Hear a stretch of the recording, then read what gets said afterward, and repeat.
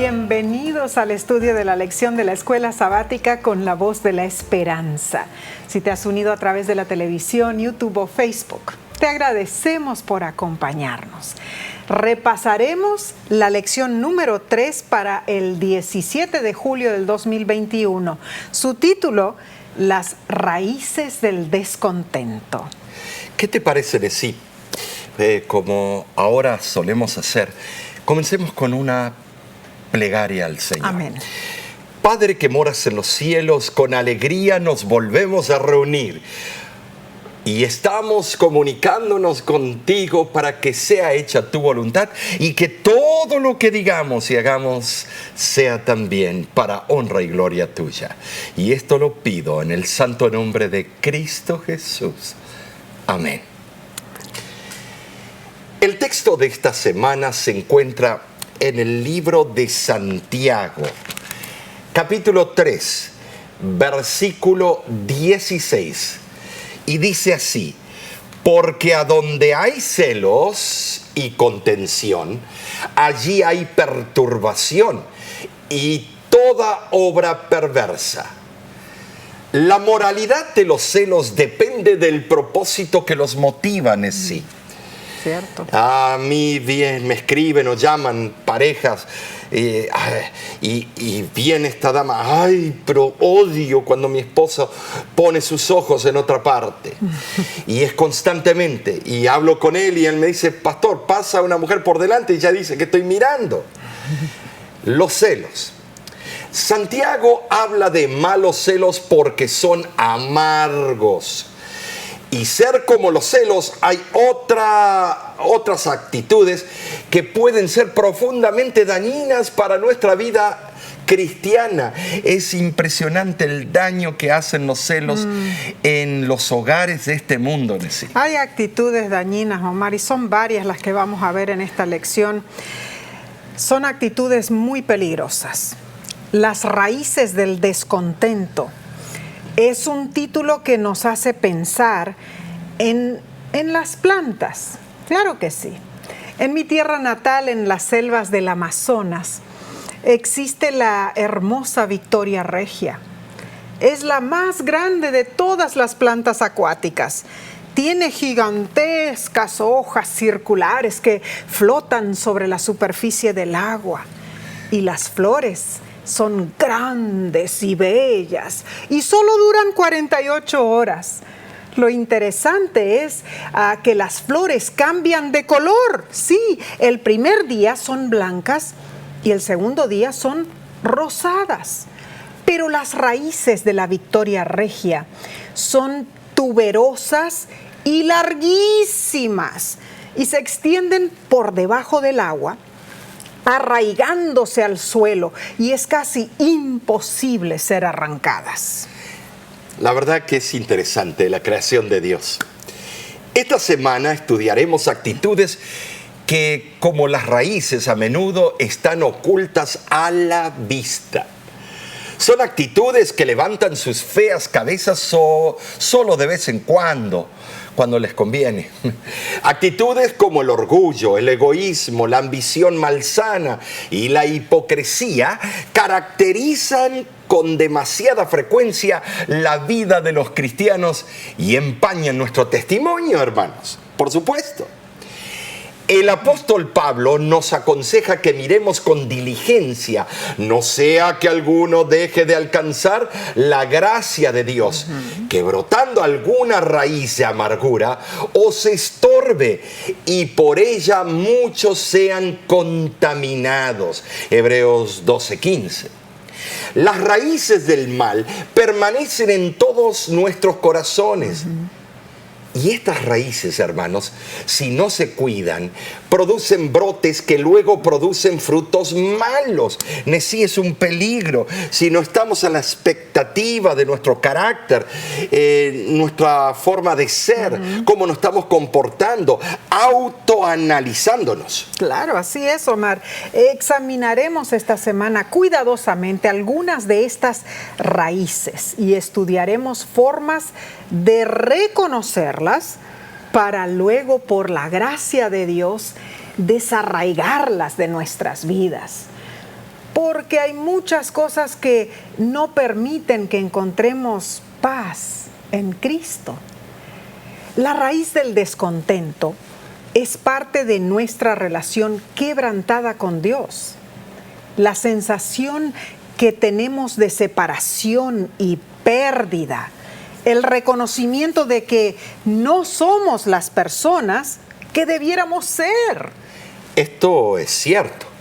La razón por la que no podemos descansar de verdad en Cristo es porque estamos en conflicto constantemente. Un conflicto interno con nosotros mismos y con los demás. ¿A causa de qué? De nuestra pecaminosidad. Como escribió Agustín de Hipona en sus Confesiones. Nos has hecho para ti, Señor, y nuestro corazón está inquieto hasta que encuentre su descanso en ti. Qué expresión certera, Omar, de nuestra condición.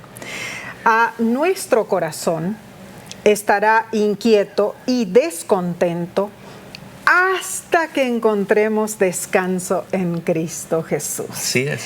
Entonces, Omar, vamos a pasar el estudio del día domingo 11 de julio titulada Amén. Jesús trae división. ¿Cómo es esto, Omar?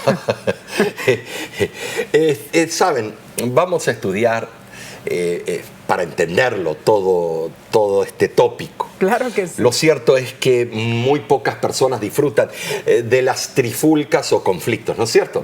No sé, solo si ganamos, pero igual después nos queda la conciencia culpable. Como seres humanos ansiamos gozar de armonía y paz. Entonces la lección pregunta, ¿a qué se refiere Jesús cuando dice que no vino para traer paz, sino para traer espada? ¿Qué significa esto considerando que Jesús es el príncipe de paz, como lo dice Isaías 9:6? Para comprender primeramente, sí, vamos a tener que, te voy a decir, me gustaría que leyeras Mateo capítulo 10, versículo 34 al 39, para comprender este problema, esta polémica. Claro que sí, por supuesto, Omar. Y dice así, no penséis que he venido para traer paz a la tierra. No he venido para traer paz, sino espada. Porque he venido para poner en disensión al hombre contra su padre, a la hija contra su madre y a la nuera contra su suegra. Y los enemigos del hombre serán los de su casa. El que ama a padre o madre más que a mí, no es digno de mí. El que ama a hijo o hija más que a mí, no es digno de mí. Y el que no toma su cruz y sigue en pos de mí, no es digno de mí. El que halla su vida la perderá, y el que pierde su vida por causa de mí, la hallará. Bueno, no, sí, esto es controversial. Qué confusión. Esto es terrible, que yo tengo que dejar a un lado a mi familia, a mis hijos, mi hermano, lo que sea, por amar a Dios. El mundo dice que esto es locura, por eso a Pablo lo consideraron loco. Entonces, Omar, ¿debemos estar confundidos con esto? No creo. Te voy a decir por qué. En verdad son textos claves. Y bueno, ¿para qué? ¿Para dividirlos? No. Denotan el por qué Cristo intentó disipar la opinión errada que tenían algunos discípulos. De que el mensaje que habían de predicar produciría armonía como único resultado. No debían sorprenderse si en el transcurso de su trabajo misionero, de casa en casa, surgieran diferencias como resultado de su ministerio. Es cierto que Cristo es el príncipe de paz, no lo podemos negar. Esto es algo irrefutable. Él ha traído la paz del cielo a la tierra y la ha impartido a los hombres. Sin embargo, cuando una persona hace la paz con Dios, Romanos 5:1, Con frecuencia el mundo la considera enemiga. Sos un dolor para las llagas que ellos tienen. Cristo vino a poner a los pecadores en paz. ¿Con quién? Con el Padre. Pero al hacerlo, inevitablemente causó la discordia entre ellos y los que se negaron a recibir la oferta de paz. El cristiano verdadero nunca debería buscar la paz que se logra mediante componendas con el mal, ni debería conformarse con esa paz ficticia.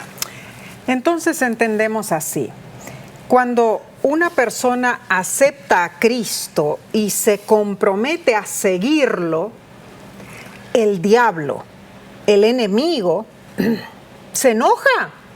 Así es. Y no debemos sorprendernos que haya oposición, porque le hemos declarado la guerra a Satanás y estamos enzarzados en una batalla con todas las fuerzas del infierno. Jesús está señalando en estos versículos que leímos que la paz, o sea, la verdadera paz, proviene de seguirlo a Él en medio de la batalla. O sea, aceptar a Cristo, cuando aceptamos a Cristo, muchas veces nuestros amigos más cercanos se convierten en nuestros enemigos más acérrimos. Y Omar, esto no solo ocurre en las tierras paganas. Hay un dicho, Nessie, quiero reiterarlo: hoy tu amigo, mañana tu enemigo. Y como mencioné, no ocurre solamente en las tierras paganas. No. Porque ocurre también en países cristianos, tristemente. Ahora, el tomar la cruz de Cristo, Nessie, y seguirle significa sufrir sin queja ni pesar. La desaprobación de amigos y parientes y soportar también con paciencia y humildad el reproche de muchos. Eso es tomar la cruz, Nessie. Claro. También significa sobrellevar la espada de la persecución empuñada por aquellos de quienes se podría haber esperado paz. En el libro Testimonios Selectos, esa autora inspirada nos dice lo siguiente: Dios ha hablado y Él quiere que el hombre obedezca. No pregunta si le es conveniente hacerlo. El Señor de la vida y de la gloria no consultó su conveniencia o placer cuando dejó su posición de alta jerarquía para venir a ser varón de dolores y experimentado en quebranto, aceptando la ignominia y la muerte a fin de librar al hombre de las consecuencias de su desobediencia. Jesús murió no para salvar al hombre en sus pecados, sino de sus pecados. El hombre ha de abandonar el error de sus caminos, seguir el ejemplo de Cristo, tomar su cruz y seguirle, negándose a sí mismo y obedeciendo a Dios a todo costo. Tremenda cita. Dios no nos pregunta si es conveniente seguir a Jesús. Él desea que lo hagamos sin cuestionar. Y en las palabras de Jesús entendemos que debe haber prioridades al elegirlo a Él. Los autores de la lección dicen que Jesús expresa esta elección formulando 3 frases, cada una de las cuales usa el término digno. La dignidad no se basa en altos estándares morales o incluso en la superación del pecado. La dignidad se basa en la relación de nosotros con Jesús. Somos dignos cuando lo elegimos a Él por encima de todo, incluyendo a la madre, el padre o los hijos. Elegimos el sufrimiento de la cruz y seguimos a Jesús.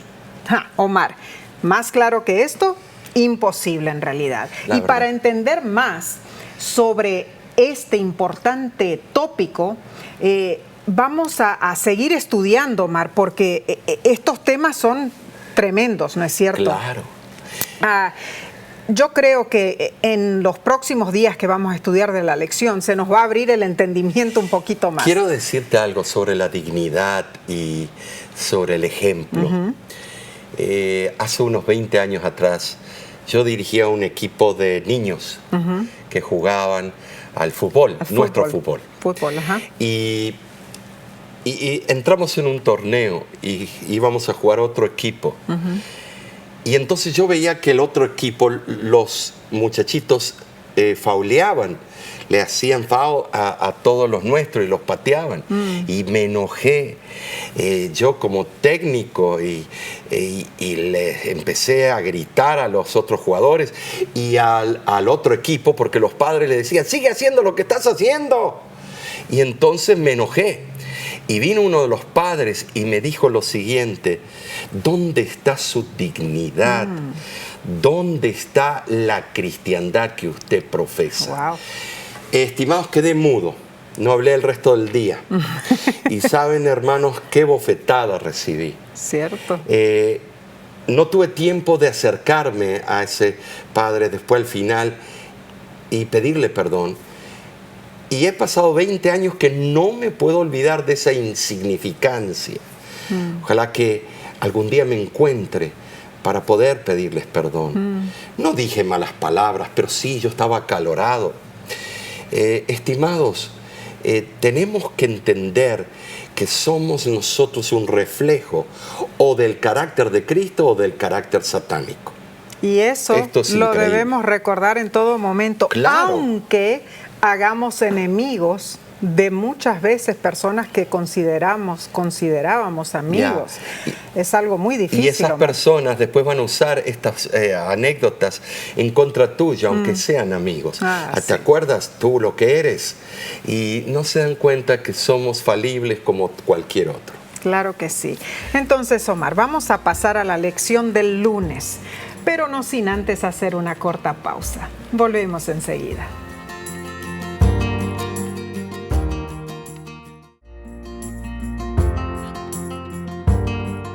Qué bendición es estudiar juntos la palabra de Dios. Gracias por acompañarnos.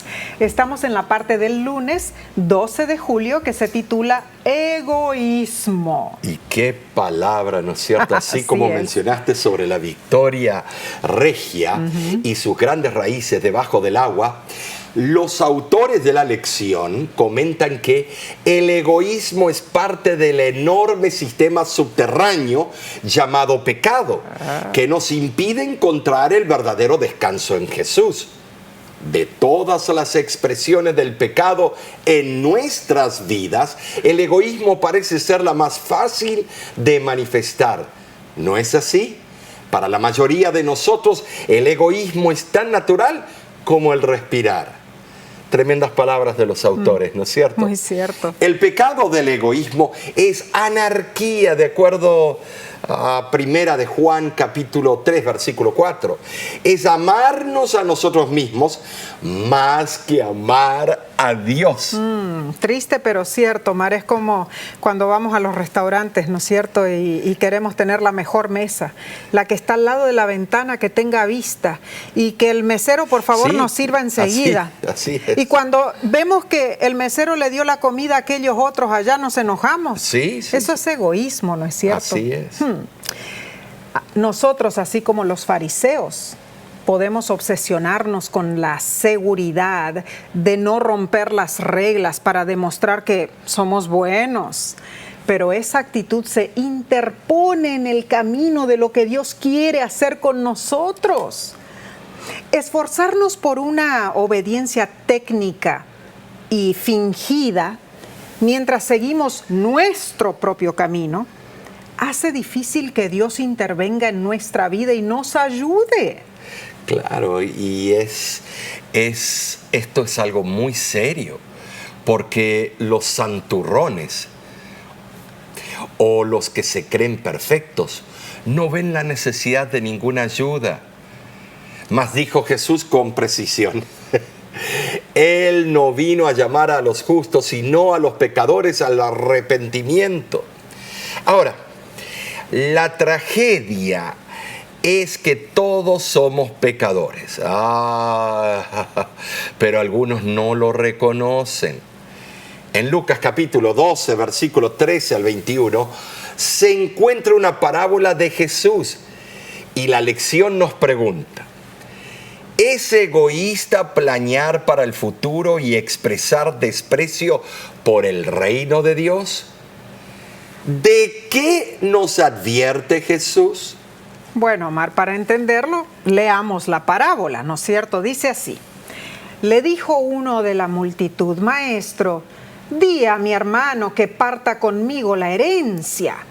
Mas él le dijo: Hombre, ¿quién me ha puesto sobre vosotros como juez o partidor? Y les dijo: Mirad y guardaos de toda avaricia, porque la vida del hombre no consiste en la abundancia de bienes que posee. También les refirió una parábola diciendo: la heredad de un hombre rico había producido mucho, y él pensaba dentro de sí diciendo: ¿qué haré? Porque no tengo dónde guardar mis frutos.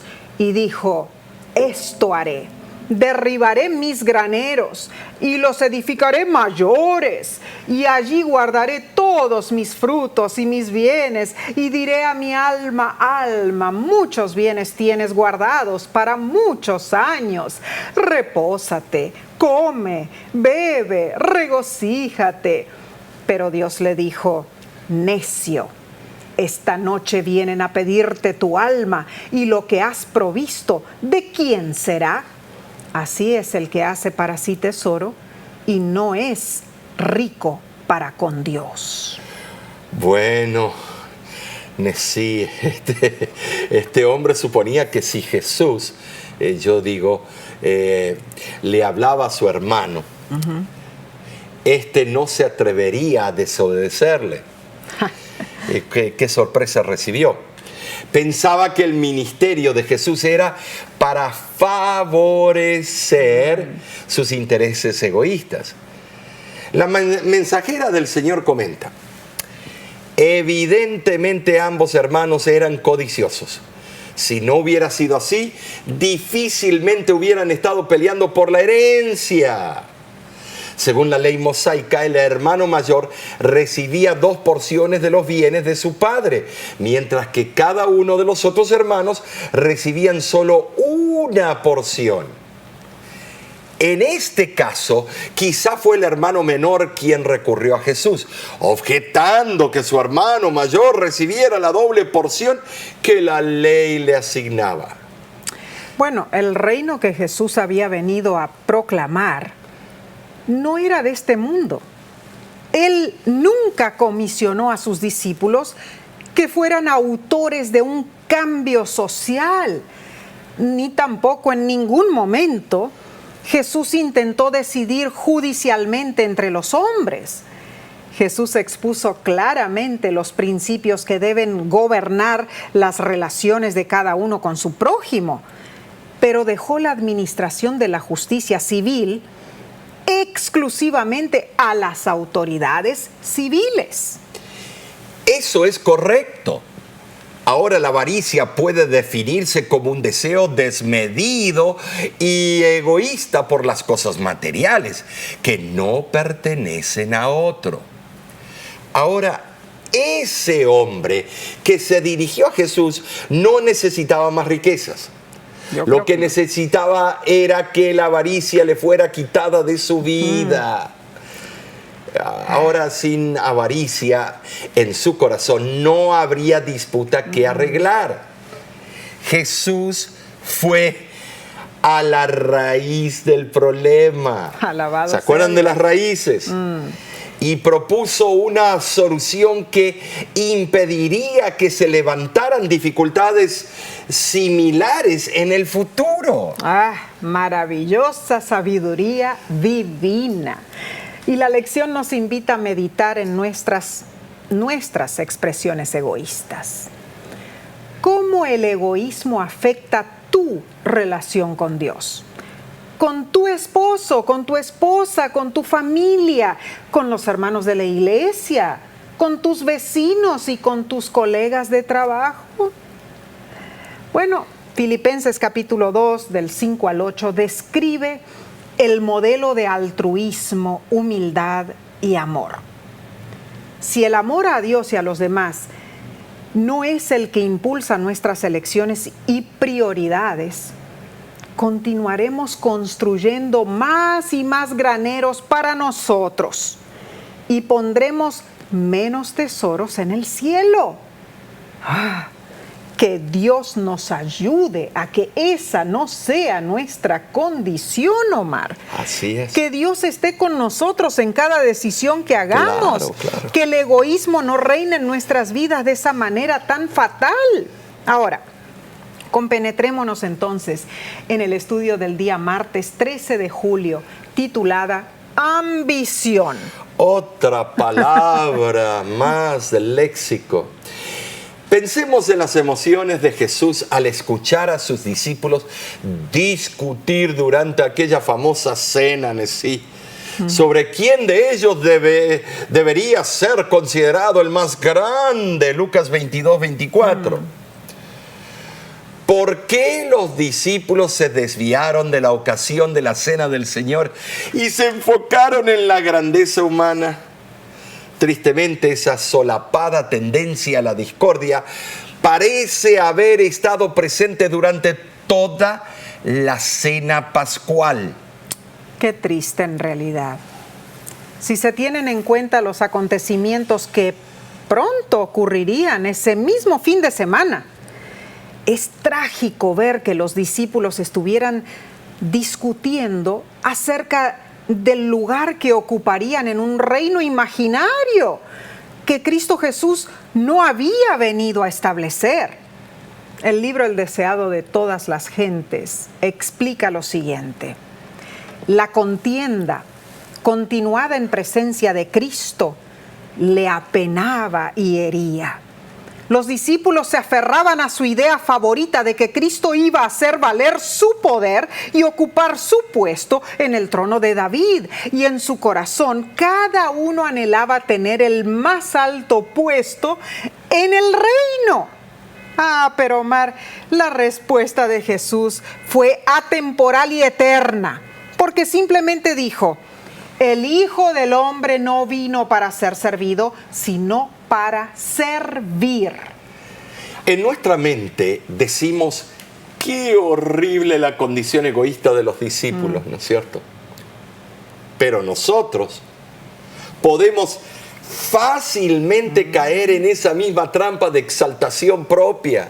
Lo he visto en juntas de iglesia, lo he visto parándose en las plataformas de la iglesia en eventos especiales.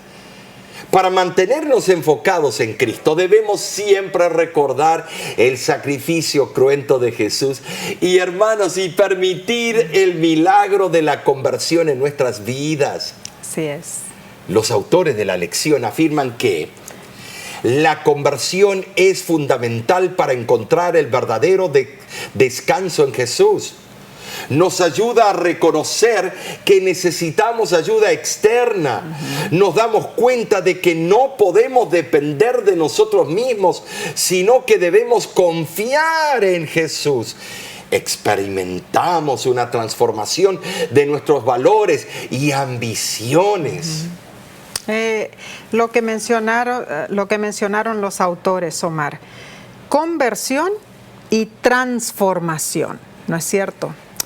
En el Amazonas, en Brasil, mientras viví mi infancia con mis padres, el pastor Aníbal Pitao y Erika Otto de Pitao, quienes fueron misioneros en las Luceiros por muchos años, conocimos muchísimos casos interesantes.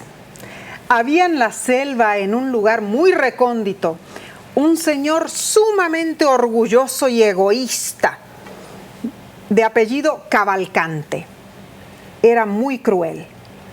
Siendo adinerado y dueño de un gran seringal con plantas productoras de caucho, este señor tenía centenares de empleados. Cuando un empleado le pedía pago por sus servicios, muchas veces él lo mandaba con uno de sus contadores rufianes y le decía: mira, ve y ve con él y él te dará tu dinero. Al llegar con el supuesto contador, este acababa con su vida. También, como sus tierras tenían el río de por medio, ese hombre exigía que todo barco que pasaba por allí debía reportarse. Inclusive nuestros barcos misioneros, las luceiros de la misión en el Amazonas. A través de los años, el rico y egoísta hombre se volvía más y más cruel.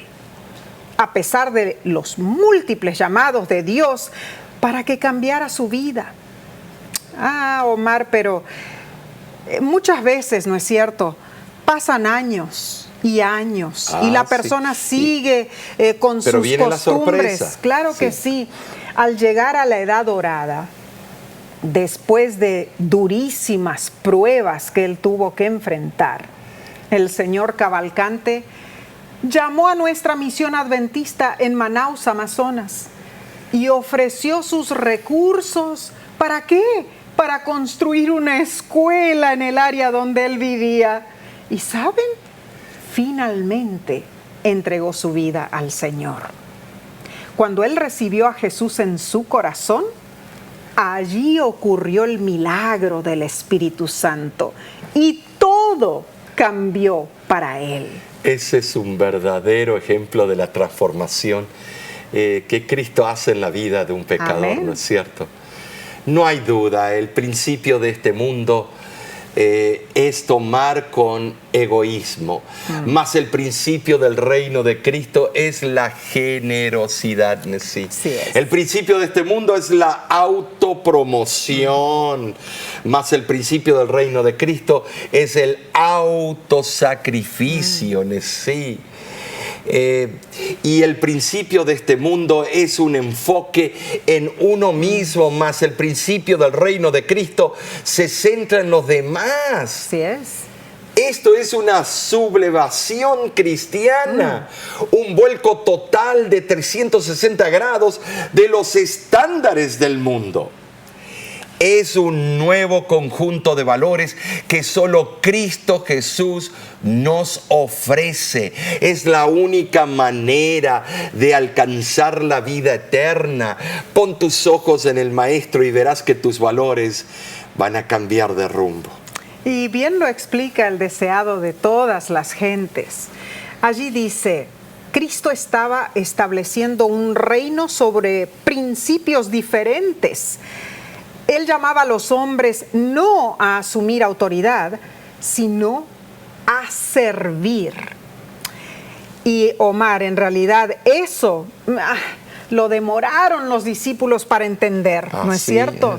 Sin embargo, viéndolo por el lado positivo, pensemos en la realidad siempre presente de la gracia del Señor. Amén. Que a pesar de la patética discusión entre sus seguidores, Jesús nunca dejó de amarlos. Hermosa prueba de todo lo que Dios hace por nosotros, por ti, por mí, por ti, Omar, también. Alabado sea Dios por su amor insuperable. Y sabes, sí, yo te voy a decir, Él siempre va el kilómetro largo. Claro que sí. Él siempre va la milla larga. Él no se queda en la mitad. No. Él quiere que todos seamos salvos, Amén. Que todos aceptemos la verdad, pero nosotros nos ponemos del tú por tú con Dios, nuestro Creador, y somos porfiadores y tercos, y agarramos y decimos: no ahora, Señor, cuando a mí se me dé la reverenda gana. Exacto, y demostramos abiertamente nuestro egoísmo y la desesperación que tenemos por obtener las cosas de este mundo. Y sabes la excusa que ponen mucho: pero si Dios no se preocupa por nosotros, y si Dios existiera, ¿por qué hay tanto sufrimiento? ¿Por qué hay tanto esto? ¿Por qué tanta muerte? ¿Y por qué los niños sufren? Y no nos damos cuenta que quien causa eso no es Dios. Satanás. Claro, y las elecciones de los seres humanos. Así pero muy es. pronto todo esto va a acabar, muy Amén. pronto esto cesará, pero mientras tanto tú y los tuyos deben servirle a Jehová. ¿Y cómo se hace eso? Con corazón sincero. Corazón sincero y contemplación. Amén. Amén. Contemplación. Y yendo al manual por excelencia que es la Biblia, y yendo al espíritu de profecía, mis Amén. queridos Amén. hermanos y estudiantes de la escuela sabática. Hermanos, ha llegado el momento que no se cumpla esa profecía de Oseas que dice: mi pueblo por falta de estudio perecerá. No. Ha llegado el momento que el pueblo sepa y estudie. No puede ser que en la era de la información digamos: yo no pude ir a la tienda a comprar. O yo nunca estudié, los libros nunca del vi Espíritu eso, Profecía. nunca escuché y yo eso. nunca escuché eso. Y nunca esto. Tienes que tomar tiempo para tu devoción personal, Claro que la sí. devoción con tu familia. Ahora, Y es muy importante, Omar, también recordar de que una vez que estudiamos y aprendemos lo que Dios quiere para nosotros, que oremos y le pidamos a Dios que nos ¿cómo ayude aplicar? a desarraigar esas raíces feas de nuestro carácter, ¿no es cierto? y que son muchas, y que es muy difícil hacerlo. ¿Saben por qué? Porque más se afincan esas raíces en nuestro corazón, en las fibras más íntimas que tenemos, y más difícil se vuelve arrancar esas malas costumbres. Y Satanás se aprovecha porque él nutre esas malas costumbres, echando la agüita maléfica, echando el alimento maléfico para que nadie se arrepienta. Entonces, ¿qué haremos? Continuaremos estudiando, pero después de tomar un corto receso. No te vayas, volvemos enseguida.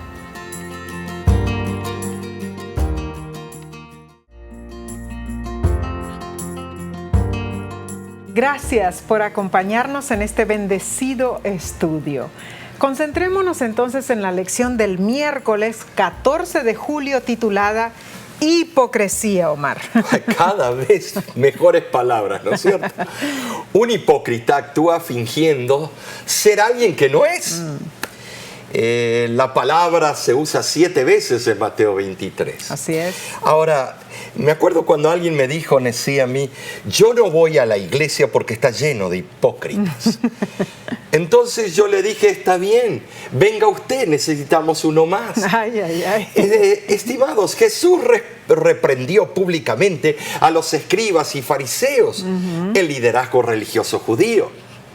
Él demostró poca tolerancia a los hipócritas, pero verdaderos hipócritas. Hay 4 características que Jesús mencionó sobre la hipocresía. Primero, somos hipócritas si no hacemos lo que decimos.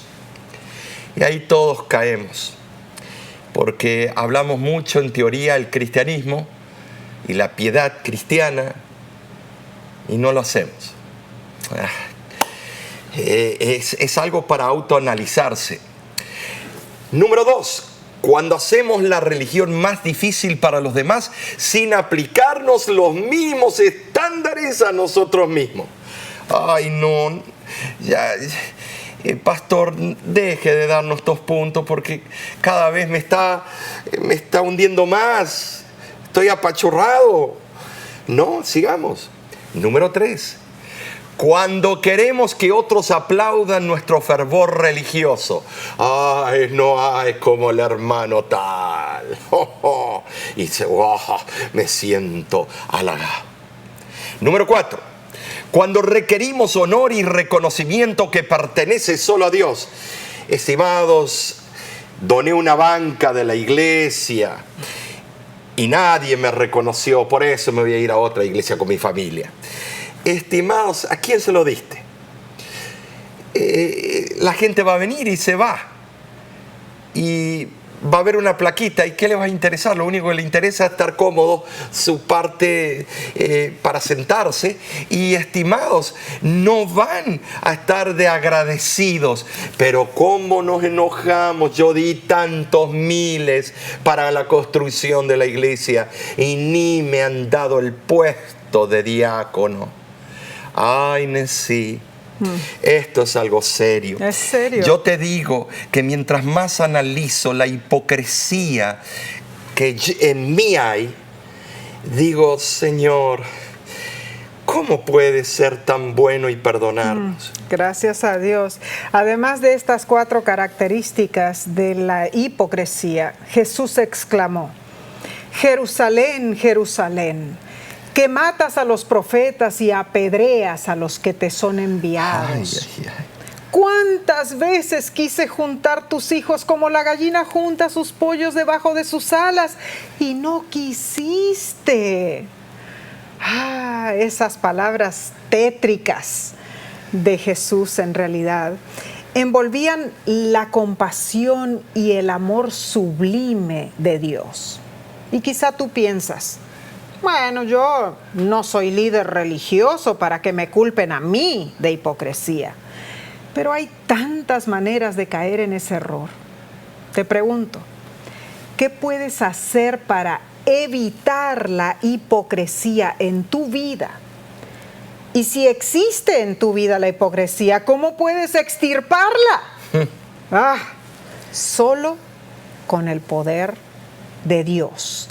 Y Omar, vemos casos, ¿no es cierto?, que son en realidad espeluznantes, que nos dejan pasmados, porque abiertamente se enorgullecen y dicen que son los mejores, ¿no es cierto?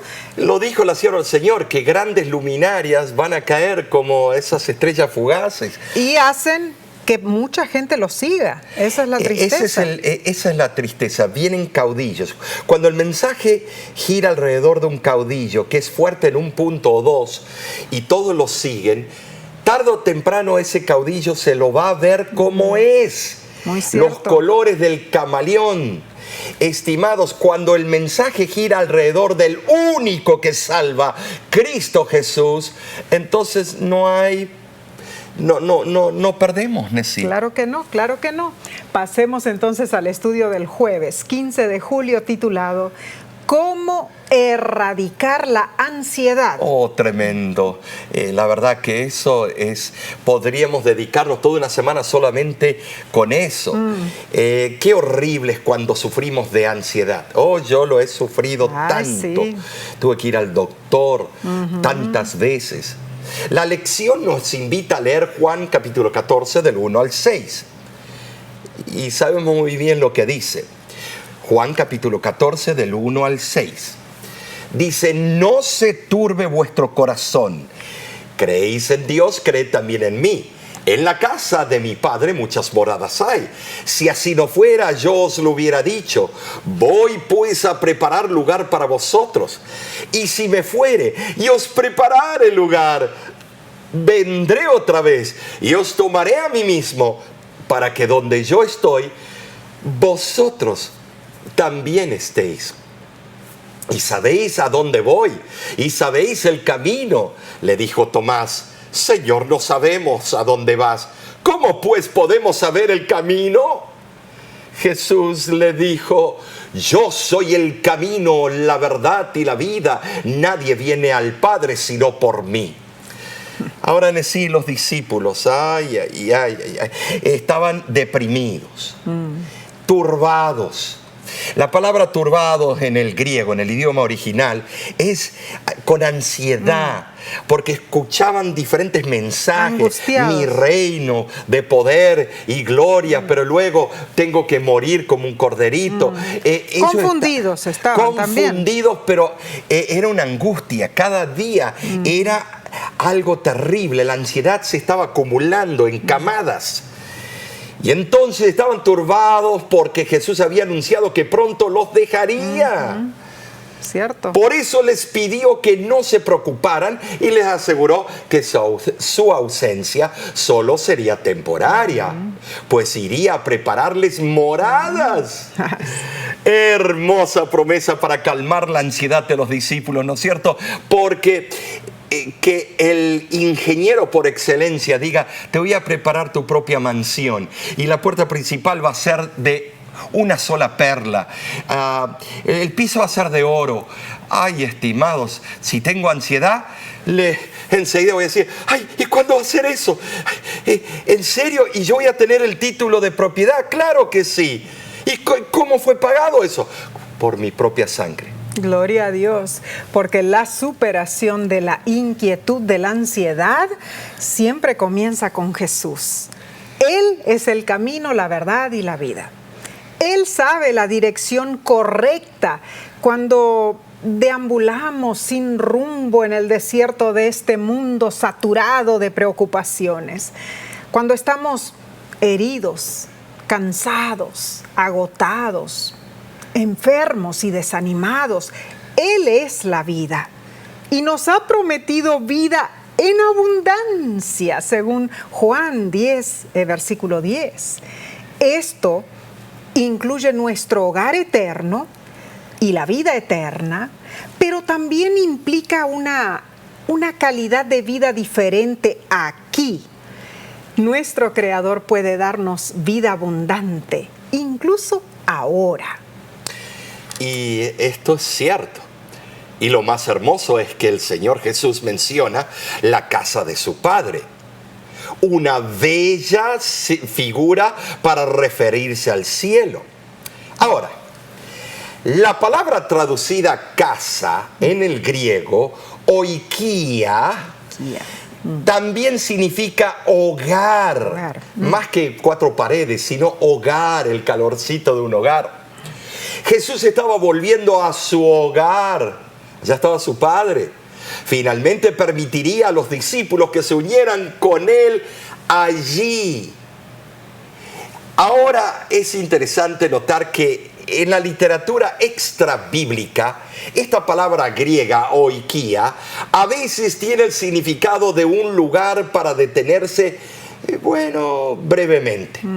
Debido a ese concepto, se dedujo una falsa noción de que las moradas son posadas donde se detiene el alma en su viaje hacia Dios. Esto en un documento, los primeros teólogos, llamado De Principis. Pero ese no es el significado bíblico. Perdón, se equivocaron.